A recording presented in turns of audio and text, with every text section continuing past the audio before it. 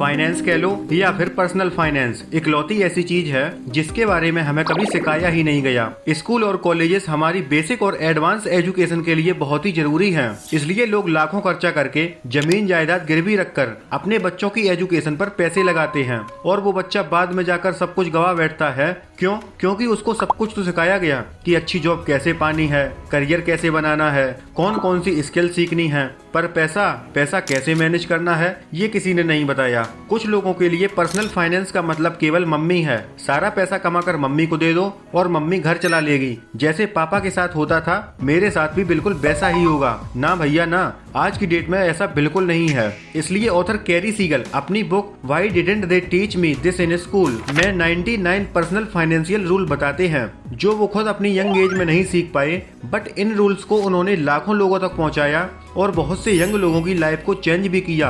और अब आप सभी हैरान होंगे कि उन्होंने पहला रूल क्या बताया। और इससे पहले दोस्तों, अगर वीडियो पसंद आए तो वीडियो को लाइक करके चैनल को भी सब्सक्राइब करके थोड़ा सपोर्ट करना। अब आते हैं rule number 1, choose the financially right partner. अब ऐसा इसलिए क्योंकि इंडिया में मोस्टली कपल्स के झगड़ा होने का कारण उनके फाइनेंसेस हैं और धीरे धीरे इन्हीं झगड़ों की वजह से रिलेशन खराब हो जाते हैं और डाइवोर्स जैसी सिचुएशन सामने आती है। आप जानते ही होंगे कि रॉन्ग पार्टनर चूज करने की वजह से डाइवोर्स जैसे केस कैसे आपकी फाइनेंशियल हेल्थ बिगाड़ सकता है, ये हम सब जानते हैं। जेफ बेजोस, एलोन मस्क जैसे बड़े बड़े अमीर लोग भी इसका शिकार बन चुके हैं। हालांकि इंडिया में डाइवोर्स केसेस कम हैं, but to be honest Indian घरों में ज्यादातर कलेश की जड़ फाइनेंसेस ही होती है, जिसका इम्पैक्ट उनके आने वाली जनरेशन पर पड़ता है। देखो यार, बिल्कुल सिंपल सा कोट है कि आपका पार्टनर ही आपकी सक्सेस और फेलियर का सबसे बड़ा रीजन होता है।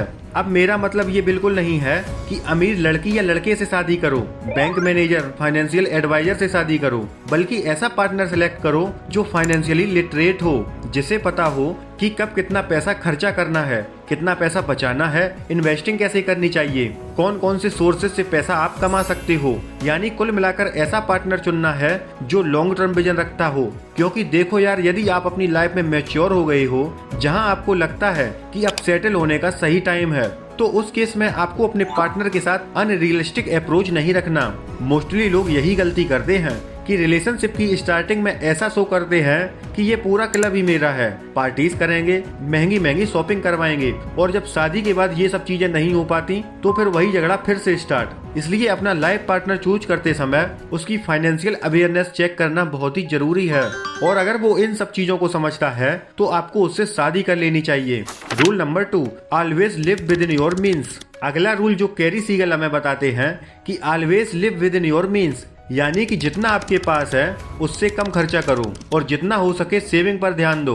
अक्सर ऐसा हम लोगों के साथ होता है कि जब हमारी पहली नौकरी लगती है या हमारे पास नई नई सैलरी आती है तो हम लोग अपने अंदर कई इच्छाएं पाल लेते हैं। जैसे पहली सैलरी आते ही ये खरीदूंगा, वो खरीदूंगा। अब चलो पहली सैलरी तक तो ठीक है, बट धीरे धीरे ये चीजें हमारी आदत बन जाती हैं। फिर हमें सोशल मीडिया के थ्रू नई नई चीजों का पता लगता है। फिर हमारा भी मन करता है कि हमारे पास कैमरा होना चाहिए, ये वाला फोन होना चाहिए, कपड़े होने चाहिए, ये वाली गाड़ी होने चाहिए, और इसी चक्कर में हम औकात से ज्यादा खर्चा कर देते हैं। सैलरी होगी 30,000 की, पर भाई का क्रेडिट कार्ड का बिल आएगा 35,000 का, और इसी तरह अगले महीने की पूरी सैलरी EMI भरने में ही निकल जाती है। जबकि हमें करना क्या था, पहली सैलरी आते ही हमें पैसे सेव करने चाहिए थे, जरूरत से कम खर्चे करने थे, और धीरे धीरे जब हमारी सेविंग की हैबिट बन जाती तो मनचाही चीजों को बिना लोन के या बिना EMI के खरीद सकते थे। मोस्टली लोग इस गलती की वजह से अपनी आदतें खराब कर बैठते हैं और अपने पर्सनल फाइनेंसेस को बर्बाद करते रहते हैं। इसलिए always live with in your means. Rule number 3, invest 50% of your salary increase. Next and most important rule जो ऑथर कैरी हमें बताते हैं कि हमें हमेशा इंक्रीज सैलरी का 50% इन्वेस्ट कर देना चाहिए। अब देखो, इससे दो फायदे होंगे। पहला, जब लोगों की सैलरी रेज होती है तो उन्हें लगता है कि उन्होंने दुनिया जीत ली, और इसी टॉप ऑफ द वर्ल्ड वाली फीलिंग में हद से ज्यादा खर्चा कर बैठते हैं। नई नई शौक, नई नई एडिक्शन पाल लेते हैं, जिससे उनकी वेल्थ और उनकी हेल्थ दोनों खराब होती हैं। लेकिन जरा सोचो, अगर वो सैलरी रेज कभी हो ही ना तो आप फ्रूगल स्पेंडिंग करोगे, बजट लेकर चलोगे, फालतू की चीजों पर खर्चा नहीं करोगे, और अगर वो 50% आपने इन्वेस्ट किया वो आपकी फाइनेंशियल फ्रीडम की जर्नी में 4 चांद लगा देगा।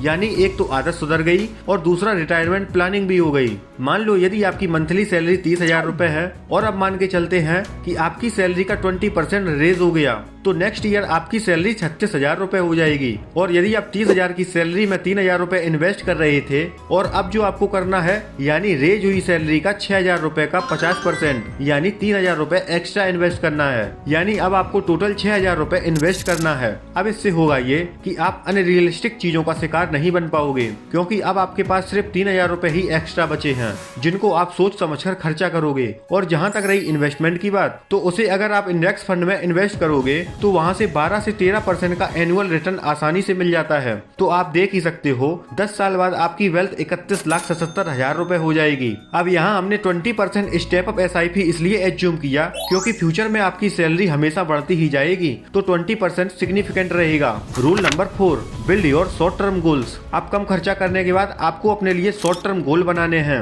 ऑथर कहते हैं कि कभी कभी हमारे साथ ऐसा होता है कि लॉन्ग टर्म गोल या लॉन्ग टर्म विजन बड़े ही अनअचीवेबल लगने लगते हैं और इसी बीच कुछ ऐसी इमरजेंसी सिचुएशन आ जाती है जिसकी वजह से हमें वो लॉन्ग टर्म गोल तोड़ने ही पड़ते हैं। इसलिए 30-40 साल का लॉन्ग टर्म गोल से बेहतर है कि आप 5-5 या 10-10 साल के गोल को परफॉर्म करो और फिर उसी हिसाब से अपने आप को मैनेज करो। फॉर एग्जाम्पल, अगर आपको अपने बच्चों की हायर एजुकेशन के लिए एक बड़ा फंड चाहिए तो आप एक शॉर्ट टर्म फंड बना सकते हो जिसे जरूरत पड़ने पर निकाल भी सकते हो। सबसे पहले एजुकेशन फंड बनाओ, फिर एक इमरजेंसी फंड रेडी रखो। अगर आप नेक्स्ट ईयर कोई ट्रिप प्लान कर रहे हो तो उसके लिए भी आज से सेविंग स्टार्ट कर दो। इससे होगा ये कि आप जिंदगी जीने के साथ साथ फाइनेंशियल फ्रीडम के लिए भी काम कर पाओगे।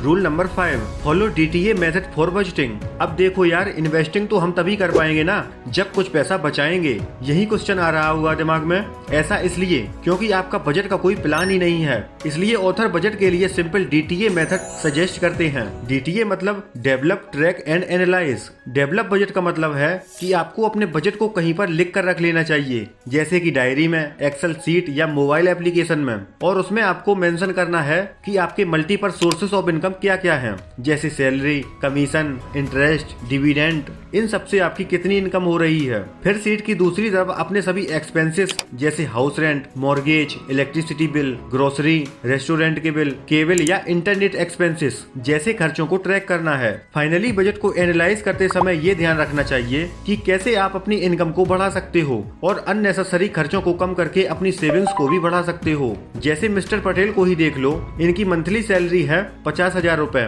और सारे एक्सपेंसेस को जोड़ लेने के बाद खर्चा आता है इनका 30 से 32,000 रुपए, यानी हर महीने ये सिर्फ 18,000 रुपए ही सेव कर पा रहे थे। अब एनालाइज करते समय इनको ये सोचना है कि ये कैसे अपने सेविंग रेट को बढ़ाकर 23 से 25,000 रुपए तक कर सकते हैं, और साथ ही ये भी देख सकते हो कि सबसे पहले फिजूल खर्च कहाँ हो रहा है। उन खर्चों को अगले महीने आप एलिमिनेट भी कर सकते हो। तो दोस्तों, आप भी सेविंग रेट को बढ़ाने के लिए DTA मेथड का यूज कर सकते हो। Last rule number 6, work on your network the asset. देखो यार, इस बुक के सभी रूल्स को अगर समराइज किया जाए तो मतलब सिर्फ एक ही निकल कर आता है, जो कि है बिल्ड योर नेटवर्क। हम लोगों में से आधे से ज्यादा लोगों को इस वर्ड का सही से मतलब तक नहीं पता होगा। देखो, इस दुनिया में हर वो इंसान जो रिच है उसने मेहनत से पैसे कमाए और उस पैसे को काम पर लगाया और अपने लिए एक वेल्थ बिल्डिंग करी, यानी उन्होंने पैसा कमाकर एसेट बिल्ड किए हैं। ऐसे एसेट्स जो उन्हें एक अच्छी लाइफ जीने में मदद करते हैं और बिना किसी टेंशन के कैश जनरेट करके भी देते हैं। और इन्हीं एसेट में से जब हम लायबिलिटीज माइनस करते हैं तो निकल कर आती है हमारी नेटवर्थ। अब एसेट में बहुत सी चीजें हो सकती हैं, जैसे आपकी इन्वेस्टमेंट, आपका कोई बिजनेस, रियल एस्टेट प्रॉपर्टी या शॉप, या फिर कोई इंटेलेक्चुअल प्रॉपर्टी जैसे यूट्यूब चैनल जो आपको एक पैसिव इनकम देगा। वही दूसरी तरफ आती हैं लायबिलिटीज जो आपकी जेब से पैसा निकालती हैं, जैसे बाइंग ए car, costly phone, credit card, ये सब आती हैं लायबिलिटीज में।